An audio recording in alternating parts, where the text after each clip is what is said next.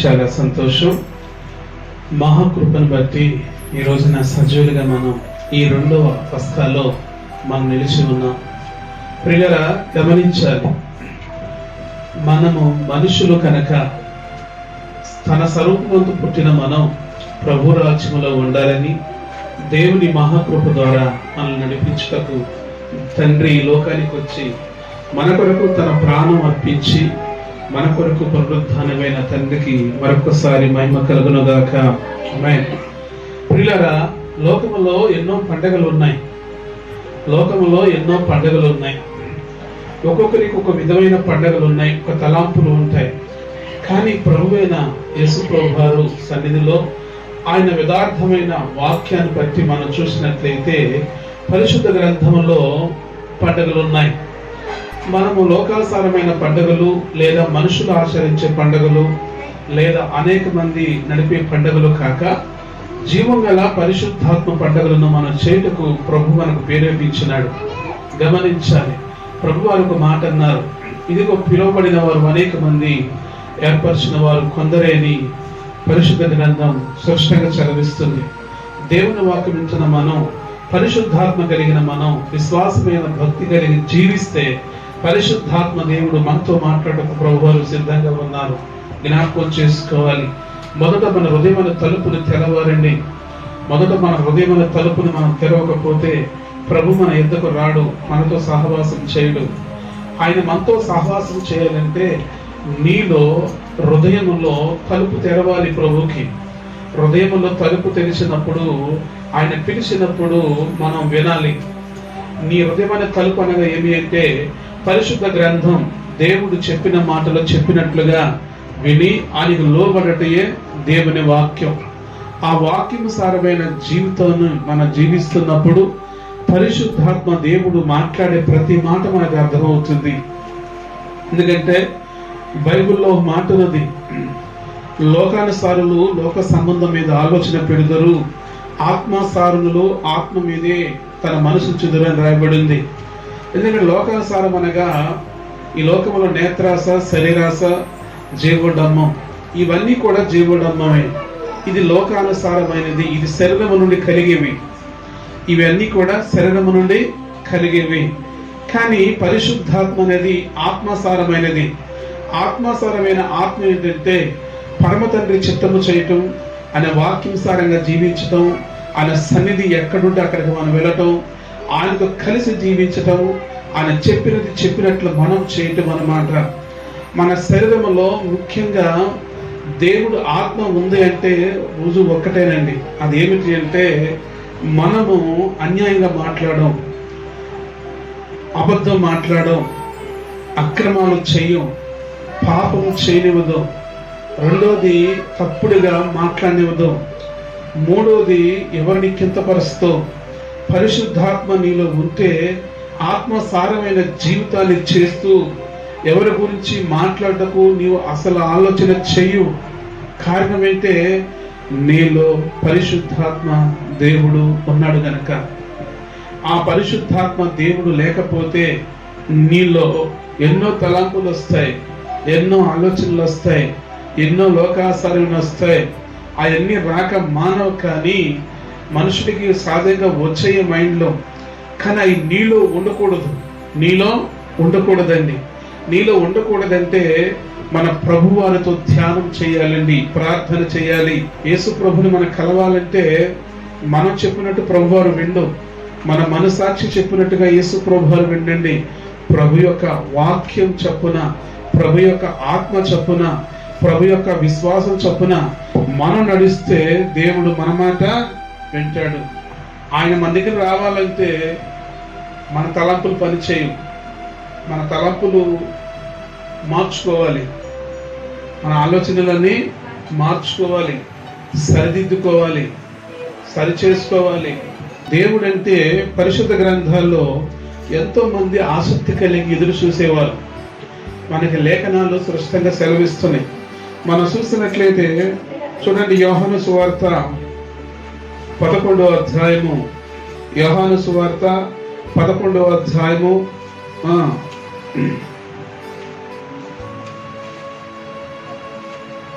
5 55వ వచనం.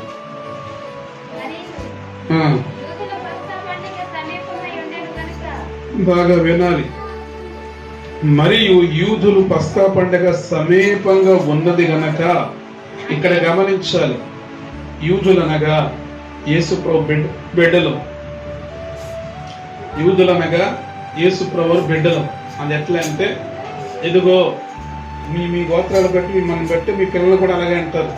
అలాగనే యూదులు పండగ సమీపంగా ఉంది గనక అంటున్నాడు ఇక్కడ. యూదులు ఆచరించే పండుగ, ఇక్కడ క్రైస్తవులు ఆచరించే పండగ, అంటే ప్రభు నమ్మిన బిడ్డలు ఆచరించే పండగ. ఆ పండగ సమీపం ఉందని తెలుసుకున్న భక్తులు గమనించాలి. దయచేసి ప్రియులారా, దేవుని వాక్యం వింటున్న సహోదరులారా, మనం తెలుసుకునే వారికి ఉండాలి. వాక్యం పైన ధ్యానం ఉంచాలి. మన ఆలోచన దేవుని పైన ఉంచాలి. మన ఆలోచన దేవుని పైన ఎప్పుడైతే ఉందో ఆ వాక్యం మన మెదడులోకి వెళుతుంది. మనం ఏది పాడినా ఏది చేసినా ఆ స్తుతి తప్పదు, ఆ వాక్యం తప్పదు. ప్రభు వైపు ఉంటేనే అది కంటిన్యూగా ఉంటుంది. లేదు మన మైండ్లో ఒకటి ఆలోచిస్తుంటే స్తుతి తప్పిద్ది, వాక్యం తప్పిపోద్ది, ఇంట్లో తప్పిపోద్ది, పరిస్థితులు మారిపోతాయి, అపవాది మీదకు వచ్చేసింది. దాన్ని జయించాలంటే మొదట ప్రార్థన, రెండోది వాక్యము విని ఆ వాక్యానుసారంగా జీవించడమే దేవుని చిత్తం. హల్లెలూయా. ఇక్కడ మనం చూస్తున్నాం, చదువున్నాను. యూదుల పస్కా పండుగ సమీపమై ఉండిన గనక అనేకులు తమను తాము శుద్ధి చేసుకొనుటకై పస్కా రాక మునుపే పల్లెటూరు నుండి జెరూసలేమునకు వచ్చిరి. హల్లెలూయా. ఇక్కడ గమనించాలి దయచేసి. ఇక్కడ తాము శుద్ధి చేసుకున్నకై పట్టణము నుండి, పల్లెటూరు నుండి, అనేక ప్రాంతముల నుండి యూదులు తాము శుద్ధి చేసుకున్న కొరకు పండగ రాక ముందే వీరు వచ్చేసినట్టుగా లేఖనాలు సెలవిస్తున్నాయి. కారణం ఏంటంటే వారు శుద్ధి చేసుకోవాలి, వారి క్రమం చొప్పున నడవాలి, అక్కడ ప్లేసులు ఉండాలి, అన్ని సెట్ చేసుకోవాలి, టెంట్లు వేసుకోవాలి. ఆ జెరూసలేము మొత్తం అంతా కూడా, ఆ ప్రాకారం అంతా కూడా దేవుని ప్రజలతో నింపబడిన ఆ ఒక అద్భుతమైన మధురమైన ఆ దినం. హల్లెలూయా. ఆ దినములో ప్రవేశించాలంటే ప్రతి ఒక్కరు కూడా జెరూసలేమునకు పండగ మునిపే వెళ్ళాలి, పండగ ముందే వెళ్ళాలి. ఇప్పుడున్న జనరేషన్ లో చూస్తే మనుషులు ఆ రోజు రావడమే కష్టం, ఆచరణ చేయటం అంటే కష్టం అండి, ఆచారంగా నడవంటే కష్టం. మనిషికి ఎంత శిక్ష వచ్చిందంటే ప్రియులారా, ఎందుకంటే సాతాను మనుషుడికి బాగా ఈ లోకం అనే విధానం నేర్పించి, తన గర్వం అనే అహంకారం అనే విధానం పెట్టి సత్యము నుండి తొలగిపోయి అజ్ఞానంలో పడి అపవాదికి లోబడి నేరుగా తీసుకెళ్ళటకు ప్రయత్నం చేస్తూ ఉంది.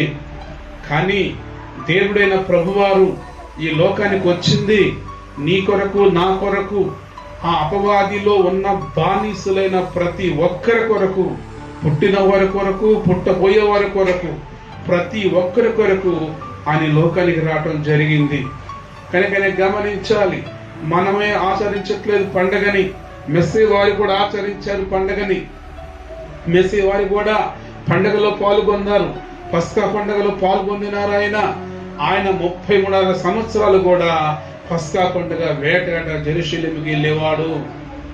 ఆజ్ఞ చొప్పున విశ్రాంతి దినమున ప్రతి శనివారం ఎలాగే దేవాలయములకు వెళ్ళేవాడు యేసు ప్రభు కూడా, అలాగే జెరూసలేముకి ఆయన ప్రతి సంవత్సరం కూడా పండుగ రాక మునిపే వెళ్ళేవాడు. ఆయన గమనించాలి దయచేసి, మనం వినాలి దయచేసి. ఎందుకంటే మనం మెస్సీ కన్నా భక్తులు కాం, మనం అపోస్తుల కన్నా భక్తులు కాం. ఎందుకంటే మనం దేవుడు మహాకృపను బట్టి, ఆయన పిలుపును బట్టి మనందరము వచ్చి ఉన్నాం. కనుక ప్రియులారా, ఎవరిచ్చిన వారు సిద్ధపాటు కలిగి దేవుని యందు ప్రేమ చూపేవారిగా, ఆయన మాటకి లోబడి వారికి ఉండాలి. ఆ యొక్క కాలములలో ఆ భక్తులు చేస్తున్న గొప్ప భక్తి ఎంతో విలువైంది, ఎంతో విలువైంది. కనుకనే దేవుడు ఆయనే స్వయంగా భక్తులతో మాట్లాడటం ప్రారంభించాడు. మనుషుడు చెడ్డవాడమైనా చెడ్డదానమైనా దేవుని నమ్మిన నీవు మంచి మనసు కలిగి నువ్వు జీవిస్తే నా ప్రభువారు నీతో మాట్లాడటానికి ఆయన సిద్ధంగా ఉన్నాడు. గమనించాలి, ప్రభు యందు విశ్వాసమైన భక్తి కలిగిన జీవితాలని మనం జీవించాలి.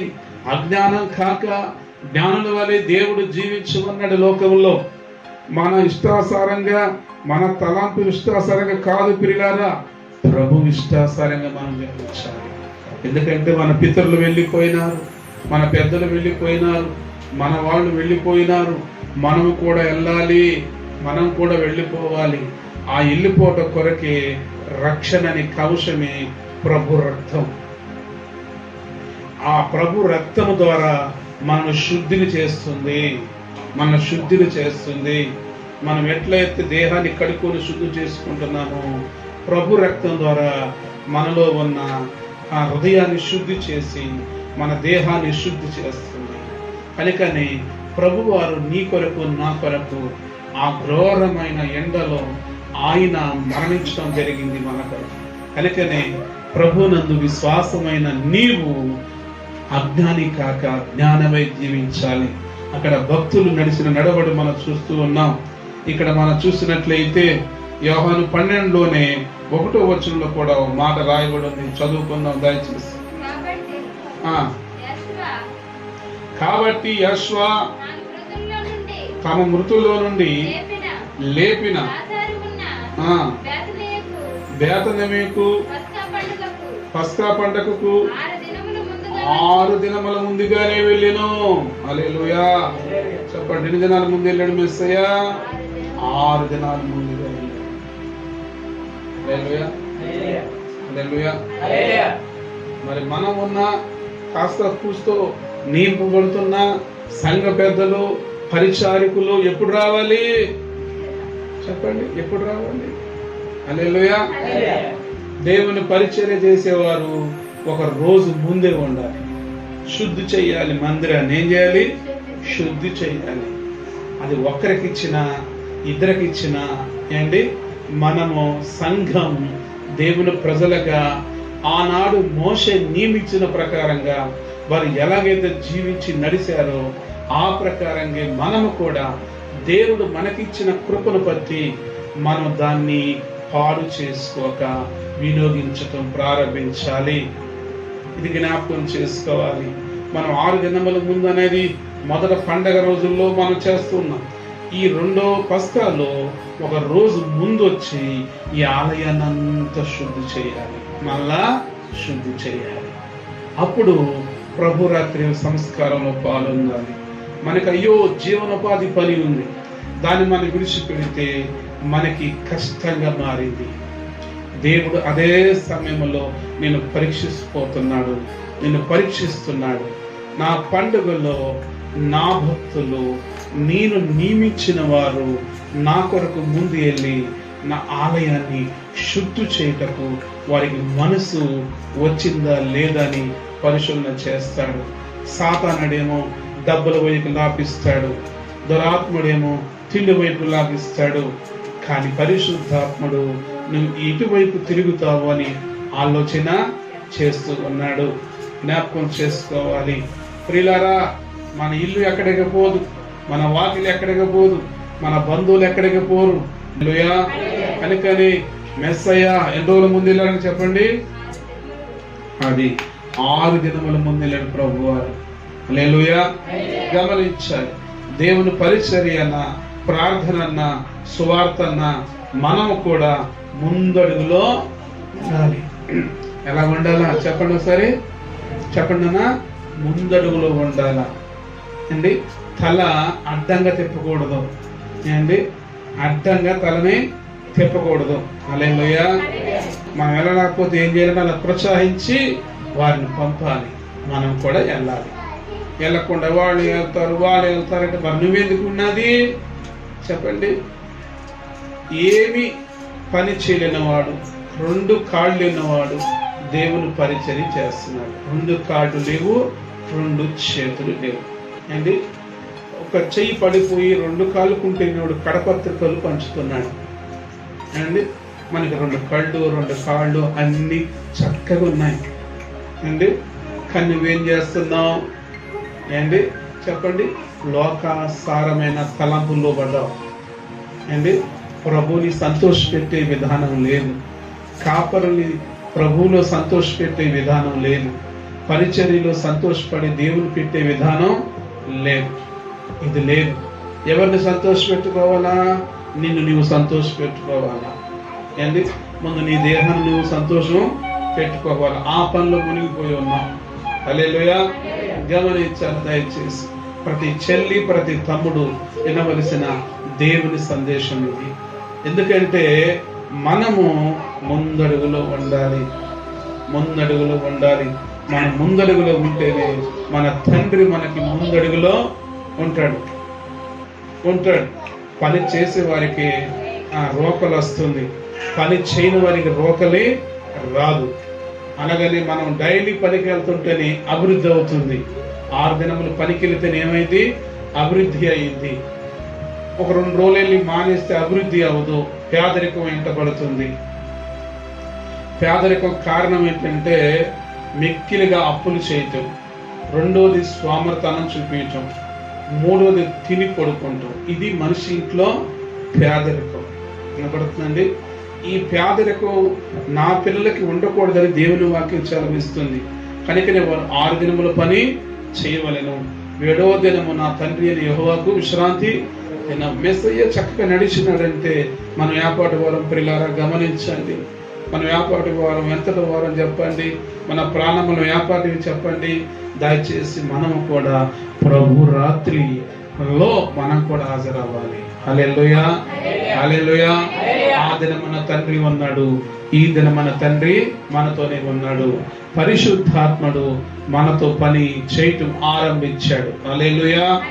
గమనించాలి దయచేసి. ఇలాగా 6 దినముల ముందునే మెస్సయ్య అక్కడికి బయలుదేరి వెళ్ళినాడు.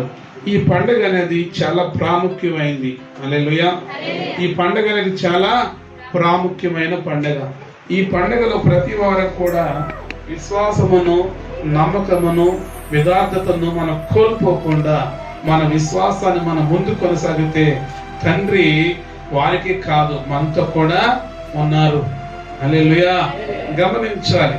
మరి పరిశుద్ధ గ్రంథాల్లో మనం వెళితే మనకి రాయబడిన మాట ప్రకారంగా మనం చూస్తే పరిశుద్ధ గ్రంథంలో ఒక మాట ఉన్నది.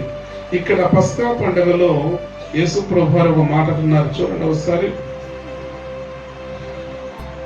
2వ దినవంతుల గ్రంథము 30వ అధ్యాయము 1వ వచనం 2వ వచనం. 2వ దినవంతుల గ్రంథములు 30వ అధ్యాయము 1వ వచనం. మరియు ఇశ్రాయేలీయుల దేవుడైన యెహోవాకు పస్కా పండుగను ఆచరించుటకై జెరూషలేములో ఉన్న యెహోవా మందిరమునకు రావలసినదనియు ఇశ్రాయేలీయుల వారు అందరికిని, యోధా వారందరికిని, ఎఫ్రాయిములకును మనిషి వారికి పత్రికలు పంపిను. దేవునికి మహిమ కలుగును గాక. ఆ కాలంలో భక్తుడైన హిజ్కియా దేవుని యందు విశ్వాసం కలిగి జీవిస్తూ పరిశుద్ధాత్మ ద్వారా ప్రేరేపింపబడిన వాడై ఆయన వాక్శక్తి ద్వారా తెలుసుకొని ఈ పస్కా పండుగ మనకి యూదులకి తండ్రి మనకి ఇచ్చిన గోత్రాలకి ప్రాముఖ్యమైంది. ఈ పండుగ ఐగుప్తు దేశము నుండి మనల్ని విళ్ళపులకు రప్పించి రక్షణ ఇచ్చింది. కాబట్టి ఈ పండుగను జ్ఞాపకం చేసుకోవని సర్వోన్నతుడైన దేవుడు, సర్వశక్తుడైన దేవుడు మనకి నిత్యము ఆయన చెప్పిన పండుగ. కాబట్టి ఆ భక్తుడు ప్రతి గోత్రానికి కూడా ఈ పండుగ నిమిత్తం పత్రికలను రాసి ప్రతి వారు రావాలని పంపించినాడు. కాపరు పోలేదు, పత్రికలు రాసి పంపించినాడు. హల్లెలూయా.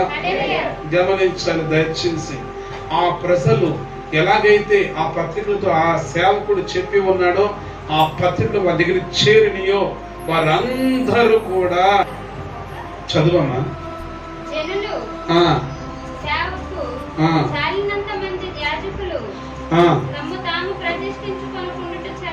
చేతను జనులు జెరూసలేములో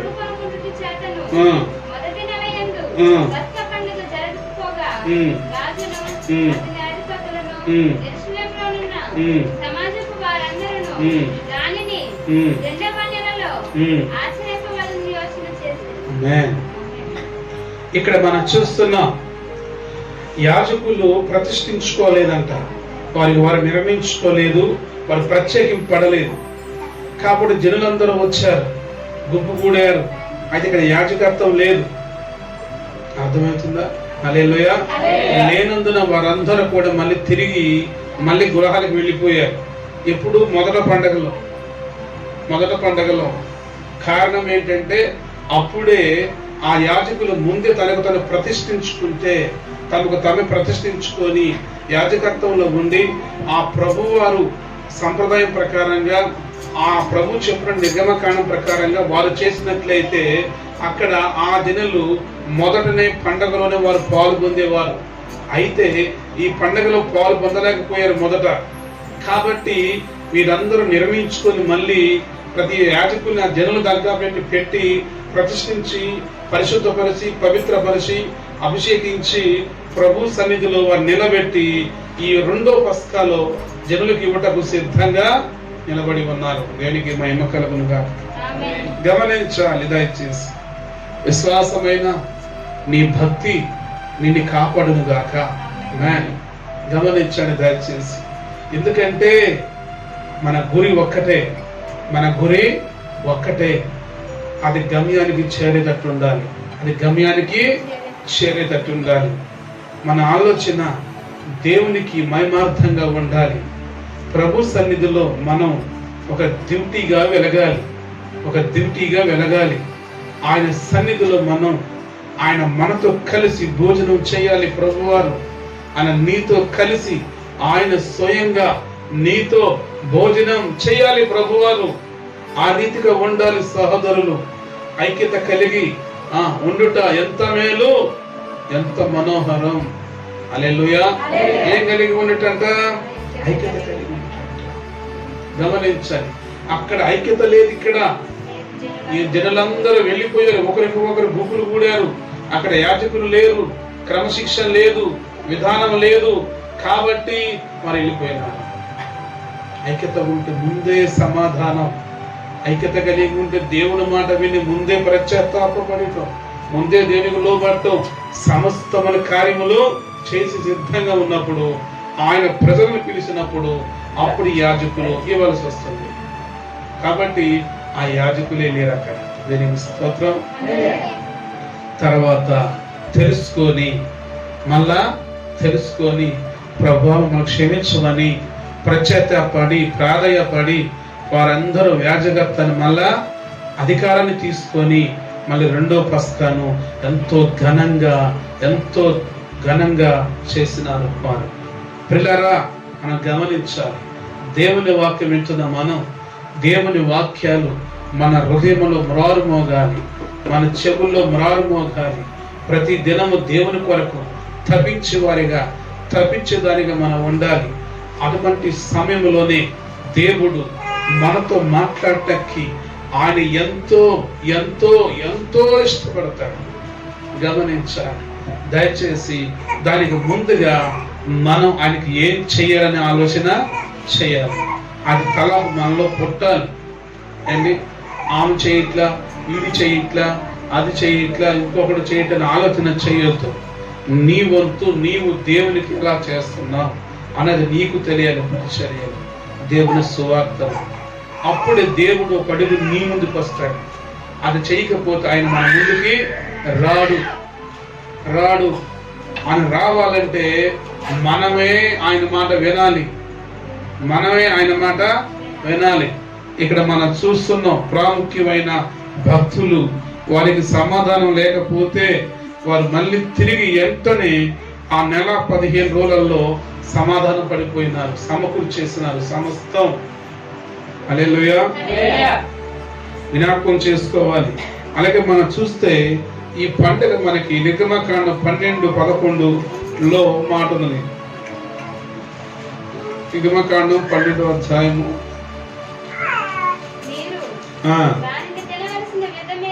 దాన్ని తినవలసిన విధమేదనగా మీ నడుము కట్టుకొని మీ చెప్పులు తొడుక్కొని మీ కర్రలను చేతబొట్టుకొని త్వరపడుచు దాన్ని తినవలెను. అది యెహోవాకు పస్కా బలి. హల్లెలూయా. చెప్పండి, యెహోవాకు పస్కా బలి. దాన్ని తినవలసిన విధానం ఏమనగా, ప్రభు రాత్రి సంస్కారం తీసుకుంటున్న నీవు ఎలా ఉండాలంటే అది యెహోవా పస్కా బలి. యేసు ప్రభువారు బలైపోయాడు నీ కొరకు. ఆయన నీ కొరకు బలైపోయినాడు. బలైపోయి ఆయన శరీరాన్ని నువ్వు తింటున్నావు, ఆ ప్రభు రక్తాన్ని నువ్వు తాగుతున్నావు. కనుకనే నీకు ఆ 3 లక్షణాలు ఉండాలి. త్వరపడాలి, త్వరపడాలి, త్వరపడాలి.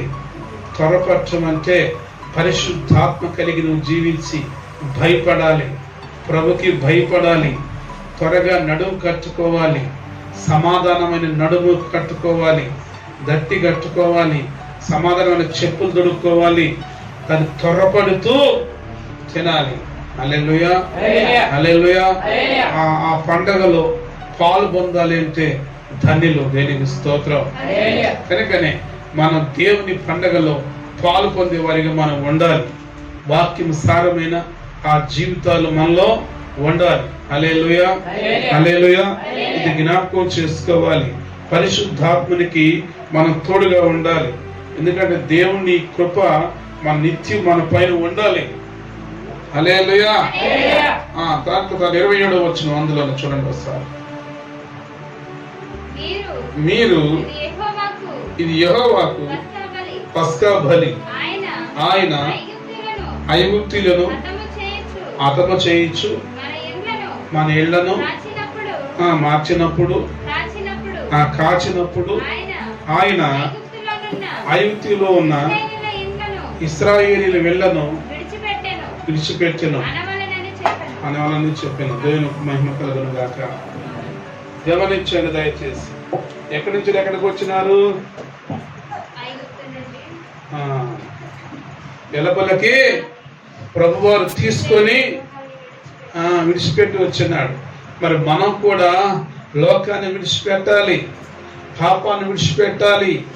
ప్రభుకి, యేసు ప్రభు వారికి వ్యతిరేకమైంది ఏ పని చేయరాదు. హల్లెలూయా. అది నీ ఆత్మసారమైనా సరే, సంఘంలోనైనా సరే, ఏ పని అంటే చెడు పని చేయరాదు. ఏ పనైనా చేయకూడదు, మానేయాలి చెడు పనులు. హల్లెలూయా. కాబట్టి లోకాన్ని, ఐగుప్తిని విడిచిపెట్టి మీరు ఇలపులకి ఎట్లా వచ్చినారో ప్రభు యొద్దకి మనం కూడా లోకాన్ని, పాపాన్ని విడిచిపెట్టి ప్రభువులో మనం ఉండాలి. ప్రభువులో మనం ఉండాలి. అది ఆయన విశ్వాసంలో మనం జీవించటం అనేది. లోకంలో ఉంటూనే ప్రభుతో ఉండటం కుదరదండి, కుదరదండి. ప్రభు వారు ఒప్పుకోరండి. హల్లెలూయా.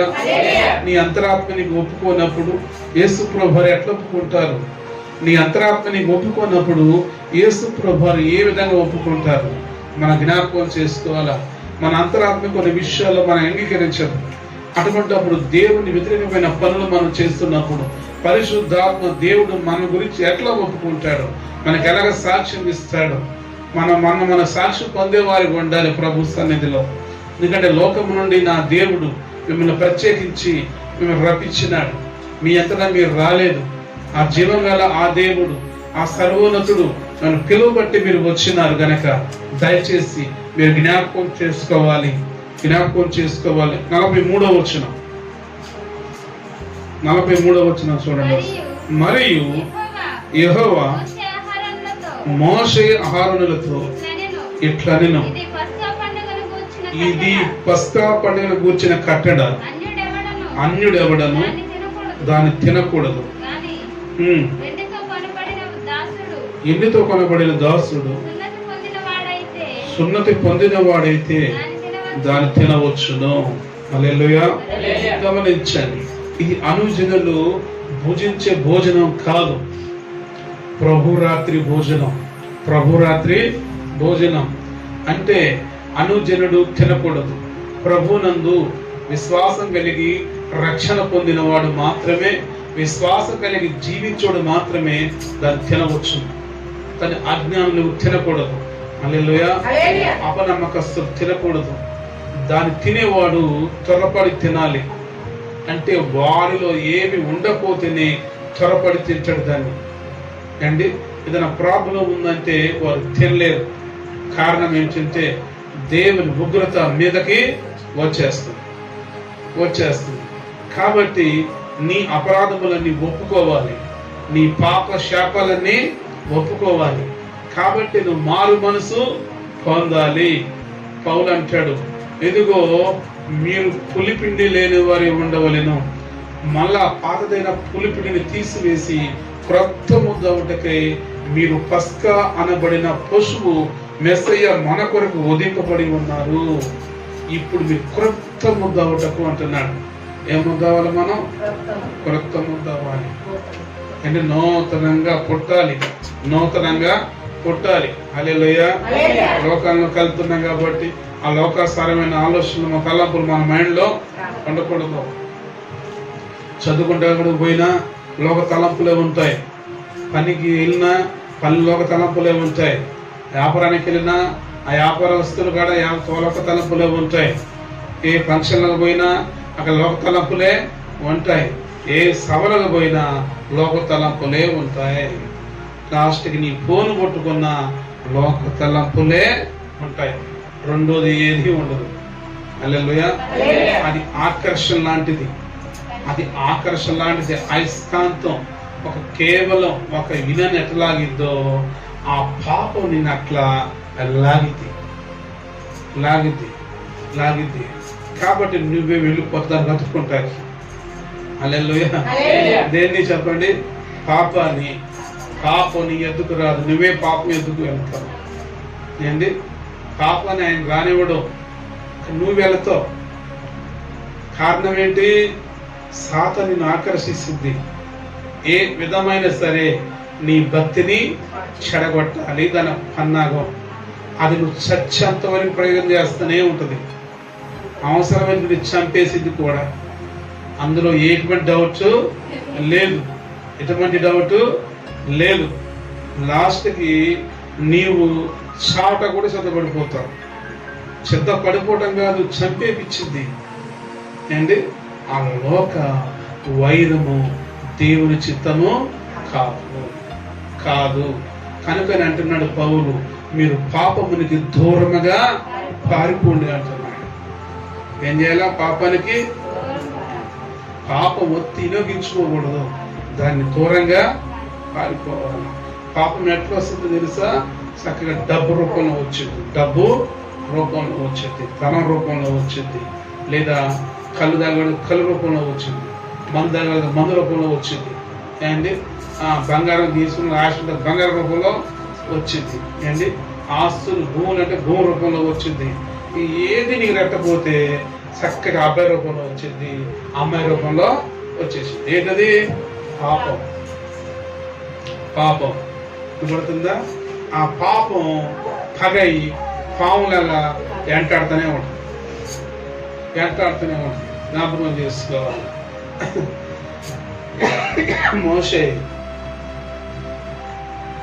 మోషేని ఇతర సత్వమును చేయించుకొని దేవుడు చెప్పినాడు. ఆ పాము ఈ పాము కాదు, ఆ పాము వేరు ఈ పాము వేరు. ఇది లోక పాపం చేపట్టకి పాము. అది పాపాన్ని తీసివేసి ఆ పాపమును రక్షించడానికి దేవుడు ఆ పాముని చేయించాడు. కాబట్టి మోషే అరణ్యంలో ఎక్కడ సర్పమును ఎట్టలేపినో ఈ మనిషి కుమారుడు అటలు లేపబడును అని రాయబడి ఉంది.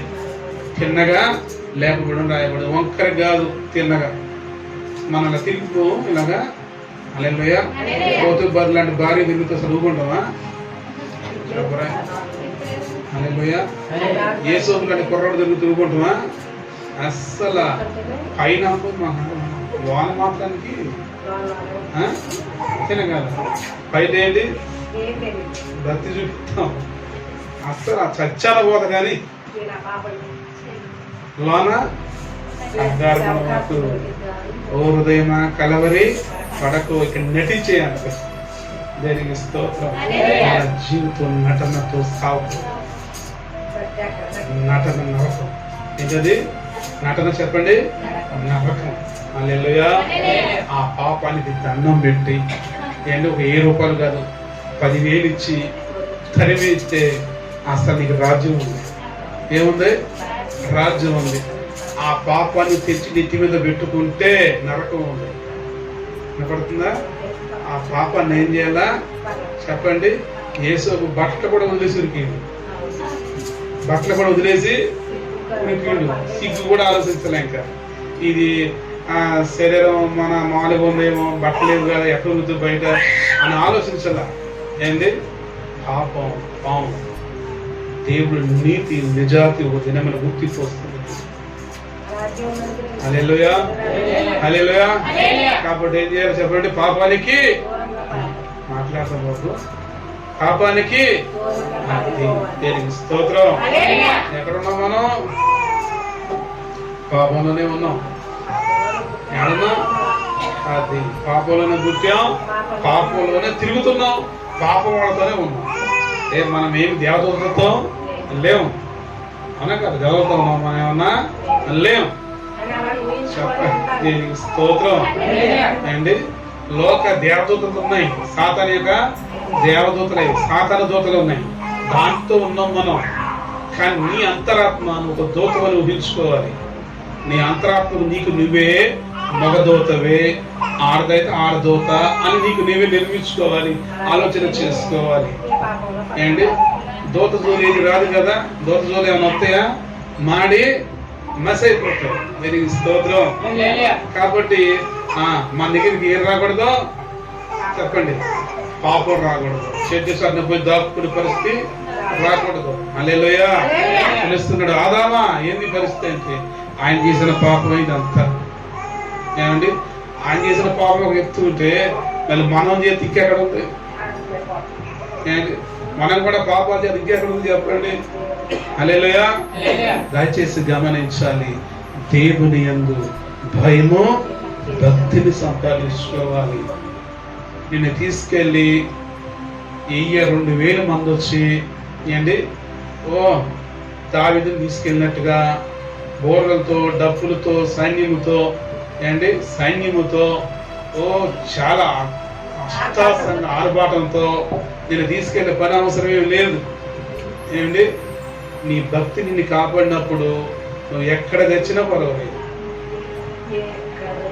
నీ శరీరం కుళ్ళిపోయినా బాధ లేదు, ఎవరు పాత పెట్టకపోయినా బాధ లేదు, నీ ఆత్మ లేపడు. హల్లెలూయా, హల్లెలూయా. నీ ఆత్మ ఏమైంది? లేపబడింది. గమనించాలి దయచేసి, అది సంపాదించుకోవాలి. కానీ దిక్కులేని సాగు సాగకూడదు. ఇంత బతికి ఎక్కడికి వెళ్ళి సాగకూడదు అంట, ఇంకెనక పోయి సాగకూడదు. జ్ఞాపకం చేసుకుని ఇంకెనకంటే దెయ్యం. హల్లెలూయా. దాని దగ్గరికి వెళ్ళి సాగకూడదు. చచ్చినోడు చాలా మంది ఉన్నారుగా, మనం అట్లా చాలా దూరంగా ఎంత దూరం ఉరిగితే అంత మంచిది. హల్లెలూయా. అంతేనా కదా? అంతేనమ్మా? ఎంత దూరం ఉరిగితే అంత మంచిది. మనం ఎంత దగ్గరగా వస్తే అంత నరకం ఉంది.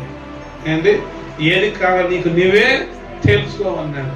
చక్కగా నీకే ఇచ్చేసాడు అధికారాన్ని. ఎవరికి ఇచ్చాడు? ఎవరి కాళ్ళకి ఇచ్చేసాడు. నీ ఎదట నీ చేతిలో పెట్టిన గ్రంథం నీ చేతిలో ఉందన్నాడు. వాక్యం చెబుతుంటే నీ చెవుల్లో నీ మనసులో ఉంది అన్నాడు. నీకు నీవే నిర్ణయించుకో అన్నాడు. నువ్వు ఏది నిర్ణయించుకుంటున్నావు రేపొద్దున అదే నీకు నేరుగా నీ మీదకి వచ్చేస్తుంది. ఆలస్యం కూడా చేయదు. ఓ మనుషుడా, నీవేమిత్తుతున్నావో ఆ పంటే, రెండో పంట ఏమి కొయ్యో. దేనికి స్తోత్రం. ఆత్మాసారులుగా జీవించి ఆత్మీయులతో కలిసి పరిచయం చేసేవారు ఆత్మీయ పంటనే కోస్తారు. లోకాన్ని ఆత్మీయులతో ఉంటూ లోక సంబంధంతో ఉంటే లోకాసారమైన పంటనే వస్తారు. ఏ పంట కావాలో నీకు నువ్వే తెలుసుకో. హల్లెలూయా. పాస్టర్ గారు చెప్తారు అనుకుంటున్నారా?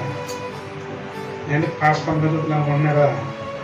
పాస్టర్ మరి పాస్టర్ బాగానే ఉన్నారు, ఇంటికాడ బయటకు రాదు అనుకున్నారా? ఇంట్లో ఉండి ప్రపంచం అంతా చూపించిన దేవుడు చూస్తాడు. చర్చలో ఉంచి గట్టిగా చెప్దాం, తండ్రికి మహిమ కలుగును గాక. గట్టిగా చెప్పండి. నేను ఒక ఆయన అన్నాడు, సిలువ మీద దొంగ క్షణం ఎట్లా మారారో అప్పుడు అట్లా మారుతారని. అప్పుడు ఆయనకి ఏం లేదు, ఆయన గురించి తెలుసుకోలేదు, తెలియదు. ఏంటి ఆయన గురించి తెలుసుకోలేదు, తెలీదు.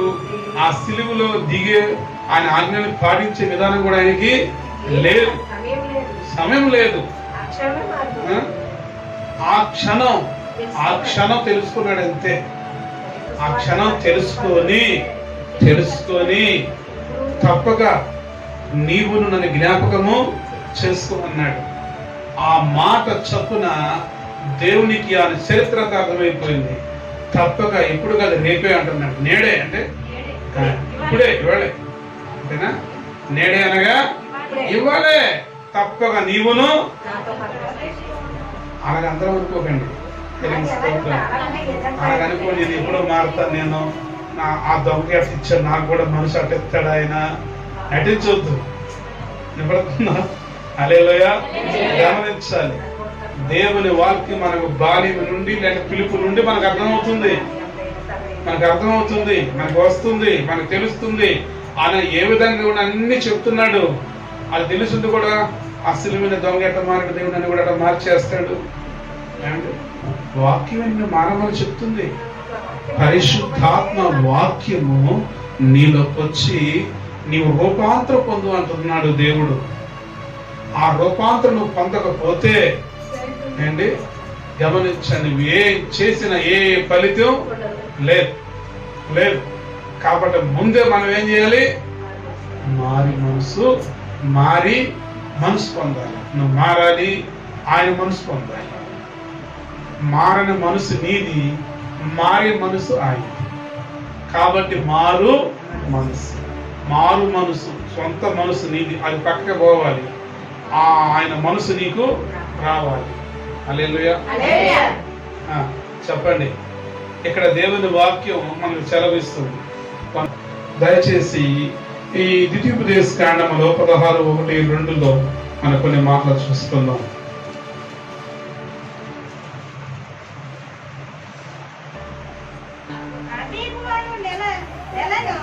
అబీబు నెలలో ఆచరించి నీ దేవుడైన యెహోవాకు పస్కా పండుగను జరిపింపవలెను.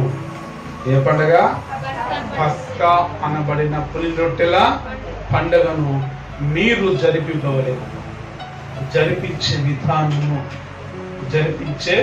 విధానము చావైన బ్రతుకైన నీ కొరకే దేవా, నీ సాక్షిగా నేనెల జీవింతునయ్యా.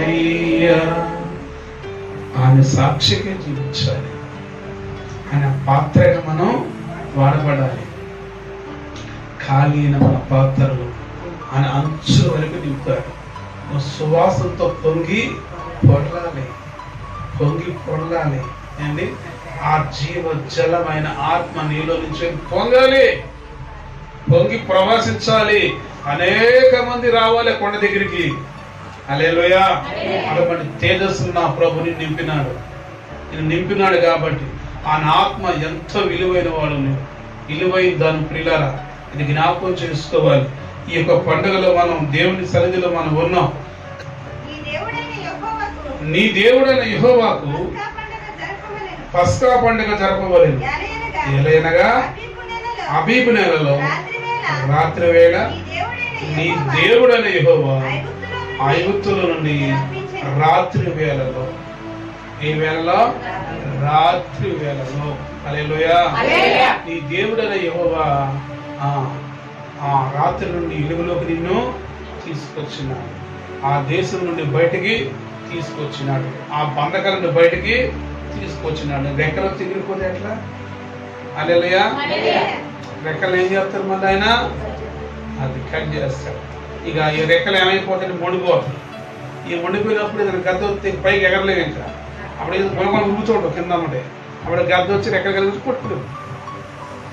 మొండు రెక్కలగా చెప్పండి, మొండు రెక్కలగా అంతేనా? ఏ రెక్క ఉండకూడదు. దీనికి స్తోత్రం. హల్లెలూయా. 2వ దినాల గ్రంథము 35వ అధ్యాయం 17వ వచనం. అక్కడ ఉన్న ఇశ్రాయేలీలు ఆ కాలమందు పస్కాను పులి రొట్టెల పండగను 7 దినములు ఆచరించేది. హల్లెలూయా. అక్కడ ఆ కాలమందు ఇశ్రాయేలీలు పస్కా పండుగను పులి రొట్టెల పండుగను 7 దినములు వారు ఆచరించారు. హల్లెలూయా. పండుగ ఎన్ని దినాలు? 7 రోజులు. 7వ రోజు విశ్రాంతి దినం. 6 రోజులు చేశాడు. 7వ రోజు విశ్రాంతి దినం. ఇక్కడ 7 రోజులు పండగ ఆచరించాలి. 7 రోజులు. అవునా? ఇంకా 7 అనే పదాలు చాలా ఉన్నాయి బైబిల్లో, చాలా రాయబడి ఉన్నాయి. 7 మార్లు ఉండగా ఏమైందంట? ఎరుకో కూడా కోల్పోయింది, పడిపోయింది. హల్లెలూయా. కనుక గమనించాలి, పురుషులు స్త్రీలు కూడా 7 మార్లు. అందుకోసం కూడా అంటారు, మా ఇంట్లో 7 వారాలు ప్రార్థన పెట్టండి. మంచిది. ఒకవేళ నీ తలపు చెడ్డదైనా దేవుడు 7 వారాలు ఏం చేస్తాడు? మార్చేస్తాడు. వాక్శక్తి ద్వారా మార్చేస్తాడు. నీ కుటుంబాన్ని మార్చేస్తాడు. నీ మనసునే మార్చేస్తాడు. హల్లెలూయా. ఇంకా నువ్వు ఏం అవసరం లేదు అనుకుంటావు. ఇంకేమీ అవసరం లేదు. నా ప్రభు నాతో ఉంటే చాలు. గమనించాలి దయచేసి. తర్వాత మార్కు సువార్తలో 14వ అధ్యాయము 12వ వచనం. పులిన రొట్టెల పండుగలో మొదటి దినమున వారు పస్కా పశువును వధించినప్పుడు ఆయన శిష్యులు, నీవు పస్కాను భుజించుటకు నీ ఎక్కడికి వెళ్ళి సిద్ధపరచవాలని కోరుచున్నావని ఆయన అడగగా ఆయన, మీరు పట్టణంలోకి వెళ్ళుడి. దేవునికి స్తోత్రం. హల్లెలూయా. గమనించాలి. ఎందుకంటే మొదటి దినమున, ఏ దినం? పండగలో మొదటి దినమున అక్కడ పస్కాను సిద్ధపరుస్తున్నాడు. ప్రభువా, మరి నీవైతే ఈ సిద్ధపరుచుకు ఎక్కడికి వెళ్ళాలో చెప్పండి అంటే పలానా మేడగదని ప్రభువారన్నీ చెప్పేస్తారు. ఆడికి వెళ్ళి సిద్ధపాటు చేసుకొని ఆ రాత్రి ప్రభురాత్రి భోజనంగా మార్చేస్తారు. దేనికి స్తోత్రం. అందుకని జ్ఞాపకం చేసుకోవాలి దయచేసి. ప్రతి ఒక్కరు కూడా మంచి మనసు కలిగి జీవించినప్పుడు ఆ మంచి దేవుడు అందరితో ఉన్నారు. హల్లెలూయా. ఆయనకన్నా మంచుడు భూమికి ఎక్కడ లేడు. ఆయన ఏ మాట కలితం లేదు. ఏంటి గమనించాలి. హల్లెలూయా. దేవుడు మరి ఎన్నో గొప్ప కార్యాలు చేశాడు కాబట్టి ఆ రాత్రి వేళ ఏంటి ఆమె ఎదుగులో చక్కగా ఆ భోజన బంతిలో కూర్చొని యేసు ప్రభువు మాట అన్నాడు. చక్కగా ఒకరి పాదములు ఒకరు కడుగుడి. హల్లెలూయా.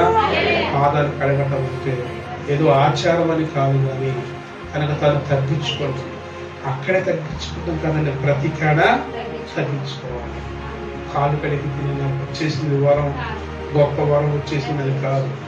ప్రభు మాదిరి చూపించిన కారణం ఏంటంటే నీవు ప్రతి విషయంలో తగ్గిపోయి హెచ్చుకు పడరాదు. కనుకని మనం తగ్గిపోవాలి, ప్రభుని హెచ్చించాలి. హల్లెలూయా. హల్లెలూయా. ప్రభు రాత్రి భోజనం తీసుకుంటున్న మీరు దయచేసి జ్ఞాపకం చేసుకోవాలి. మనం చూస్తే 1 కొరింథీ 11లో 1 కొరింథీలో మనం 28 నుండి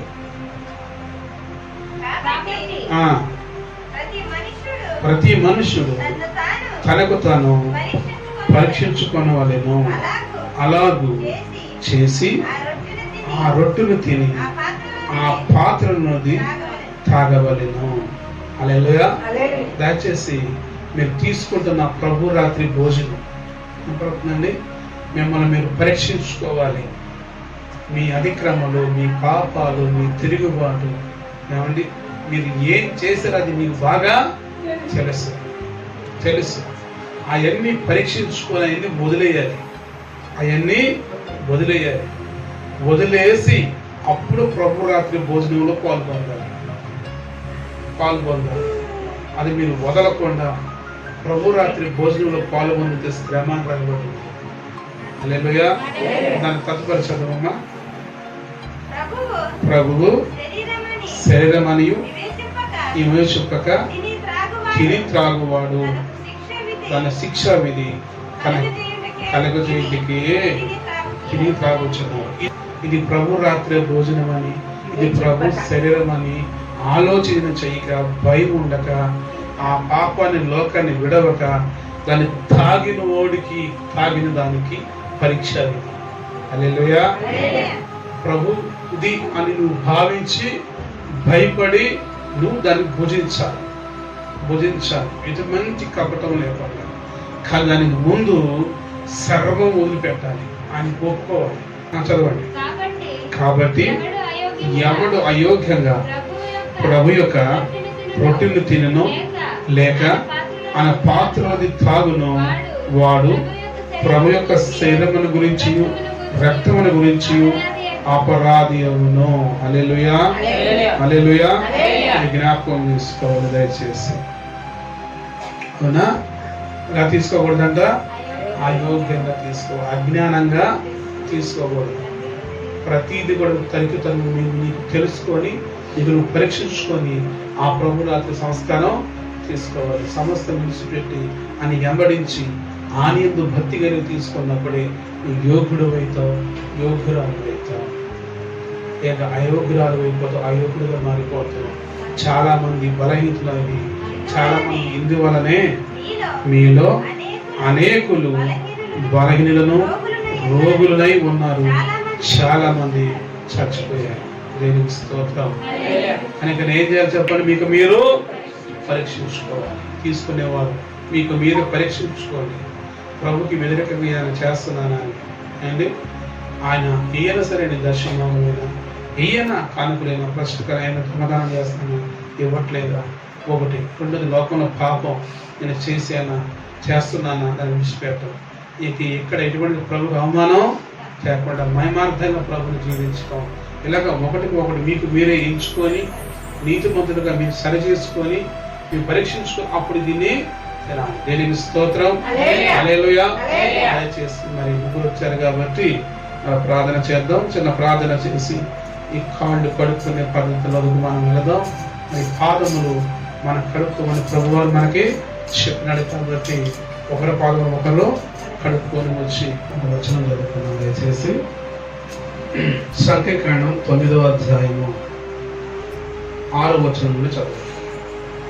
సంఖ్యాకాండము 9వ అధ్యాయము 6వ వచనం నుండి, కొందరు నరసింహమును ముట్టుట వలన అపవిత్రులై ఆ దినమున పస్కా పండుగ ఆచరింపలేకపోయింది.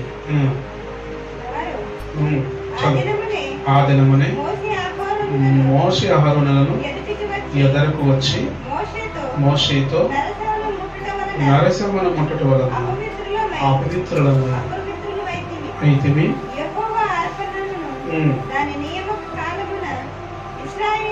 చాలండి. దేవునికి స్తోత్రం.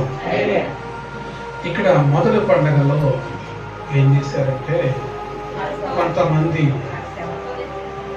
6 లక్షల కారుబారం కాబట్టి ఇంచుమించు 12-10 లక్షల మంది సుమారు ఉండొచ్చు.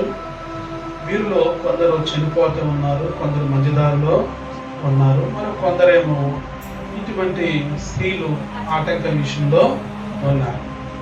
అయితే దాని వలన పస్కా తీసుకుంటే అవకాశం అనేది లేదు. అలా ఉండి పస్కాను భుజించకూడదు. కాబట్టి ఆ మొదటి పస్కా అయిపోయిన తర్వాత ఆ తెల్లారే ఆ ప్రజలందరూ కలిసి మోషే ఆరోను దగ్గరికి వచ్చి మరి మా పరిస్థితి ఏంటయ్యా, మరి ఈ పరిస్థితి జరిగింది కాబట్టి మరి మీ పస్కాను తీసుకోకపోతే మేము చచ్చిపోతాం, ఈ కంపల్సరీగా పస్కాను మేము ఆచరించాలి, దీనికి మార్గం మీరే చెప్పాలి అని చెప్పి ప్రజలందరూ మోషేని అహరోని అడుగుతారు. ఆ మోషే అహరోని అడిగినప్పుడు, ఆగండి, ఇదిగో నేను మీ నిమిత్తం యెహోవాను విచారణ చేద్దును అని ఏం చెప్పును అది చేద్దాం అంటాడు. హల్లెలూయా. అన్నప్పుడు మోషే అహరోను వెళ్ళి ప్రభు యొద్ద విచారణ చేసి ప్రభుని అడిగినప్పుడు ప్రభు వారు చెప్పిన మాట ఏంటంటే, మీ ఇంట్లో వచ్చిన వాళ్ళు మీరు అప్పుడు యెహోవా మోషేకి ఇలాగ సెలవిచ్చారు, ఇశ్రాయేలుతో నీలో గాని నీలో గాని మీ వంశంలో గాని ఒకడి శవమును ముట్టుట వలన అపవిత్రుడైన దూర ప్రయాణములు చేయుచుండినను అతడు యెహోవా పస్కా పండుగను ఆచరింపవలెను. వారు రెండవ నెల 14వ దినమున సాయంకాలము దాన్ని ఆచరించాలి. ఇది 10వ దినం ప్రారంభం. హల్లెలూయా. మళ్ళీ చేదుకోవడం మనకి ఎప్పుడు వాళ్ళు మొదట ఆచరించారు, ఈ రెండో పస్కా కూడా సేమ్ అదే మాదిరిగా ఆచరించాలి, అదే మాదిరిగా ఆచరించాలి. హల్లెలూయా. ఆచరించాలి. అయితే ఇక్కడ మనం చెప్పిన ప్రకారంగా దేవుని వాక్యం ఏంటంటే, ఈ రెండో పస్కా కూడా మొదటి పస్కా క్రమశిక్షణ ఎలా ఉందో అదే క్రమశిక్షణ పాటించాలి. ఈ పండుగ మొదటి పండుగలో ఎలాగైతే 14వ దినమున సాయంత్రం 15వ దినం ప్రారంభంలో పండుగ చేశారో అదే ప్రకారం 2వ నెల 15వ దినం ప్రారంభంలో 14వ దినం సాయంత్రం 15వ దినము ప్రారంభంలో ఈ పండుగను మనం ఆచరించమని చెప్పారు. అప్పుడు ఆ ప్రజలందరూ సంతోషించి ప్రభు కృపలో మన జీవ మార్గం దొరికిందని సంతోషంతో ఆనందంగా గంతులు వేశారు. ఇప్పుడు మీరు వేసినట్లుగా దేనికి స్తోత్రం. బైబిల్లో 15 దినములు లెక్కింపాలని ఉంది, లెక్కించే పండగ చేయమని మనం చేసే పద్ధతులు. హల్లెలూయా. ప్రభు చెప్పినట్లే తప్ప కానీ అది మా గర్వంగో మీ గర్వంగో మీ ఇష్టాసారంగో మీరు చెప్పారనో కానీ నేను చెప్తున్నాను కాదండి, వాక్యాన్ని బట్టి చేసేది. హల్లెలూయా. ప్రభు యొక్క వాక్యాన్ని బట్టి ఎవరికి ఎంతదో నాకు అనవసరం, వాళ్ళు ఎంత చదువుకున్నారు, ఎంత చేశారు, ఎంత పెద్దోడు, ఎంత గొప్ప గొప్ప పనులు ఉన్నారు, నాకు సంబంధం లేని విషయం. పౌలు గారు అన్నట్టుగా నాకు ఆ లక్ష్యం ఏమి లేదు. హల్లెలూయా. ఆయన పిలిచిన పిలుపును బట్టి, ఆయన ఆశీర్వాదం దీవెన బట్టి మనం ఆయన ఎడల మనం చేస్తున్న న్యాయమైనదిగా ఆయన కృప మన పైన చూపిన బట్టి మనం ఆయన మార్గంలో నడుచుకుంటూ వెళ్ళిపోతున్నాం. ప్రభు కొన్ని మాటలు దీవించును గాక. ఆమేన్.